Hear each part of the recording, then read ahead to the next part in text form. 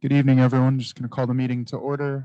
We start with the Pledge of Allegiance. So if I could ask you to stand and give the pledge.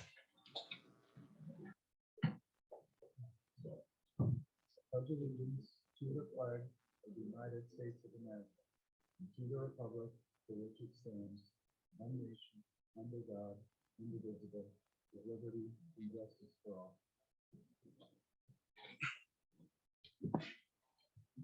Thank you.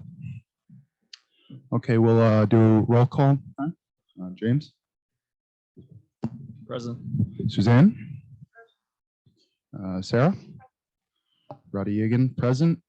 We don't have Anthony or Bill right now. Bill is on, I'm on video.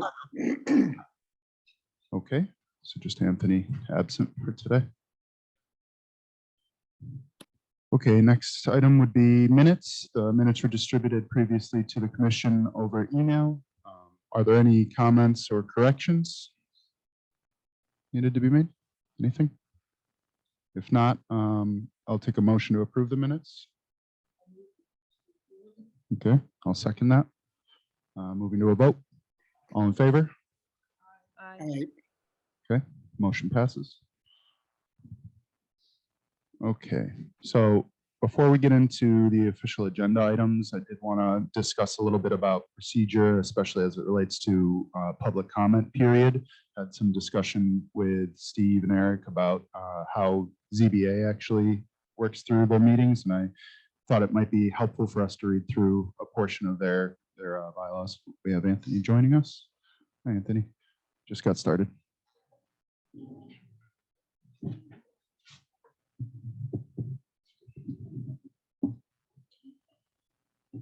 So this really just relates to how we'll engage with public, how the public comment period works, and I figured I'd read through it. If you guys want, we can table it another time and work through ideas for how to kind of structure that portion or that dialogue. So I'll just get into it. So from ZBA's code, it says their general procedures for conduct of zoning board of appeals meeting, the public participation. Pursuant to C91 of the city charter, the meeting shall be open to the general public. Each citizen may speak once during the hearing on a particular item. In each instance, all those citizens or taxpayers of the city of Troy or their duly authorized representative wishing to be heard will be given the opportunity to speak. The chair, at his or her discretion, may require that those in attendance whose testimony is obviously repetitive substitute a written statement in lieu of oral testimony. Citizens or taxpayers of communities adjoining Troy may be heard, though through one representative chosen by them, if the proposed development is within 500 feet of the border separating the adjoining community and the city of Troy. Two, for the initial presentation of the applicant, there will be a limit of 5 minutes to speak on proposed agenda items or to read a prepared statement. The name and address of each speaker must be given as an introduction. The Zoning Board of Appeals will also accept and encourage written and signed statements and petitions as part of public testimony. The primary purpose of the hearing will be for the Zoning Board of Appeals, in this case it would be Planning Board, to listen to interested and concerned citizens or taxpayers as individuals. Remarks should be kept relevant to the items on the agenda being discussed. No debate or argumentation shall be permitted. I think that's the key point there. And the chair, at his or her discretion, may require that a speaker sum up his or her testimony in order to proceed the orderly conduct of the meeting. Testimony will be recorded and maintained in the office of the executive secretary as a public record. They get into a format for how the speakers go. Essentially, the presenter, the applicant, would give their discussion. Commissioners would have a chance to ask questions. We would open it for public comment. And then again, the public comment is really meant to be a statement of public opinion, not a discussion or debate or argument. And then we give the applicant an opportunity to respond if they so choose to those positions or to those points. And then ultimately we would close public comment period. So then finally, it says Zoning Board of Appeals deliberation. At the end of the presentation of each case on the agenda, the chair shall close the hearing. The zoning board of appeals will then reconvene in deliberative session during which arguments will be discussed. These discussions will be solely among members of the zoning board of appeals and their staff.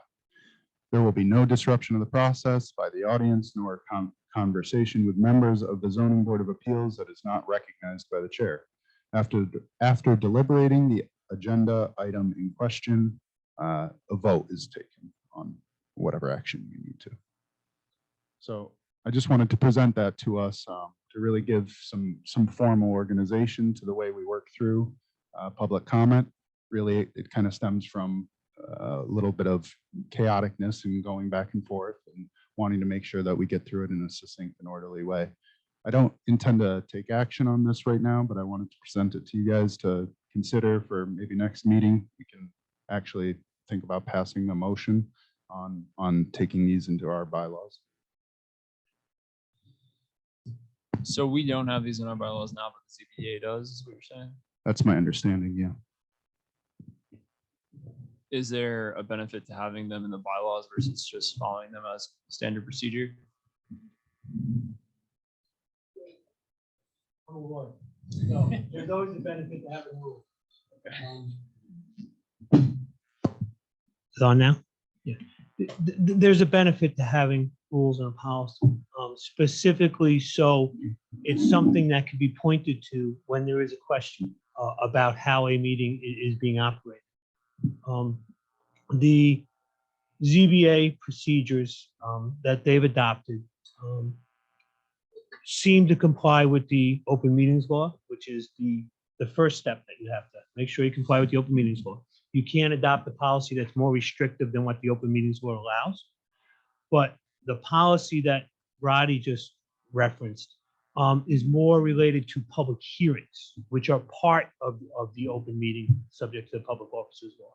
So that's for the conduct of the public hearings themselves.